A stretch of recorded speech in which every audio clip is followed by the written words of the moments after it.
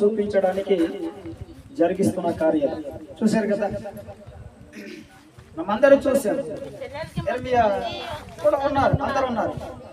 కాబట్టి నిజంగా ఈ రోజుల్లో దేవుడు ఈ రీతిగా మనలందరినీ వాడుకుంటున్నాడు, నిలబెడుతున్నాడు అంటే అది మన గొప్పతనము కానీ కాదు. కానీ ఆయన మహాకృపను బట్టి, ఆయన ప్రేమను బట్టి మనం ఈ రోజున ఈ రీతిగా ఈ స్థితిలోని కొన్నాం. ఎందుకనంటే నమ్మకాన్ని బట్టి దేవుడు కార్యం చేస్తాడు. ఎంత దగ్గరగా దేవునికి మనం నివాసం చేస్తే, ఎంత దగ్గరగా దేవునికి సత్త సంబంధం కలిగి ఉంటామో మన ప్రార్థన దేవునికి అంగీకారంగా ఉంటుంది. అప్పుడే కార్యం జరుగుతుంది.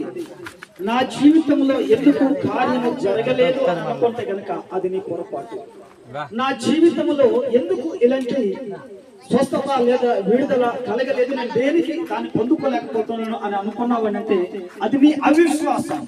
నీకు విశ్వాసం లేకపోవడం ద్వారా జరగదు, నీకు నమ్మకము లేకపోవడం ద్వారా జరగదు. ఇది జరుగుతుంది అని నీకు ఎప్పుడైతే నమ్మకము కలుగుతుందో అది ఖచ్చితంగా జరుగుతుంది. హల్లెలూయా. ఆ సమయము మనకి లేదు కాబట్టి ప్రేమను బిడ్డలారా, ఇక్కడ తమ్ముడు కూడా ఉన్నాడు. మంచి సాక్ష్యం తమ్ముడు కూడా, చాలా మంచి సాక్ష్యం. ఇప్పుడు చెప్పడానికి సమయం లేదు కనుక తమ్ముడిది నేను సాక్ష్యాన్ని తీసుకుని యూట్యూబ్ లో పెట్టాలని ఎప్పుడో నుంచి ప్రణాళిక కలిగి ఉన్నాడు. చనిపోవాలనుకున్నాడు, ఎప్పుడు చచ్చిపోతానన్న ఆశ భయంతో వణుకుతో ఉంటుండగా ఒక రోజు నా దేవుడు ప్రసాద్ గారు ఆ రోజు అసలు భాగం అనే 200 రూపాయలను ఇస్తుంటే నేను వద్దాని వచ్చేస్తామంటే నా ఆశీర్వాదం పోమంటావా అయ్యగారు అని చెప్పి తను మర్చిపోతాడు. నేను మర్చిపోలేను, నా దేవుడు మర్చిపోడు. జేబులో పెట్టేస్తే నేను బయటకు వచ్చేప్పుడు బండి ఎక్కగానే అదిగో ఫలానా దగ్గర ఒక తమ్ముడు ఉన్నాడు, ఆ తమ్ముడి దగ్గరికి వెళ్ళి నువ్వు దర్శించు అని చెప్పాడు నా ప్రభు. వెంటనే ఆ రోజు బండి ఆపేసి తమ్ముడి దగ్గరికి వెళ్ళాను. తమ్ముడు ఏడుస్తున్నాడు. తమ్ముడు అవునా కదా, ఏడుస్తూ చెప్తున్నాడు, తమ్ముడు నీ కన్నీళ్ళు చూశాడు, తమ్ముడు నీ కన్నీళ్ళు దేవుడికి తెలుసు, నీ బాధ దేవునికి తెలుసు అన్నా. మందిరానికి వస్తే మీరందరూ తగిలి కొట్టేస్తున్నారన్నా, దర్శనాలు కళలు ఇవే వస్తున్నాయన్నా అని చెప్పినప్పుడు తమ్ముడు ఏం భయపడకు, ఇది సాతాను ప్రభావం నీకు చూపిస్తుంది.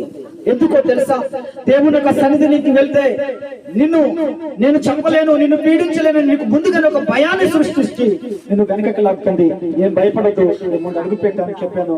ముందే నా తమ్ముడు ఉన్నాడు కాబట్టి ముందుకు చెప్తున్నాను. ప్రేమ దేవులారా, ఇంకో మాట అన్నాడు, అన్న నా ఇంటి వారు అందరూ కూడా నన్ను తరిమేస్తూ బయటకు తీసివేస్తున్నారన్నా, వెళ్ళిపోమని కొట్టి తగిలేస్తున్నారన్నా అన్నాడు. ఇది ఎందుకు నీకు దర్శనం ముందుకు చూపిస్తున్నాడు తెలుసా, నువ్వు చచ్చిపోతే నీ ఇంటి వారందరూ కూడా సమాధి కార్యక్రమాలు చేయడానికి ముందుగా చూపిస్తున్నాడు అపవాది అని చెప్పాను. ఎవరైనా తమ్ముడు చెప్పానా లేదా?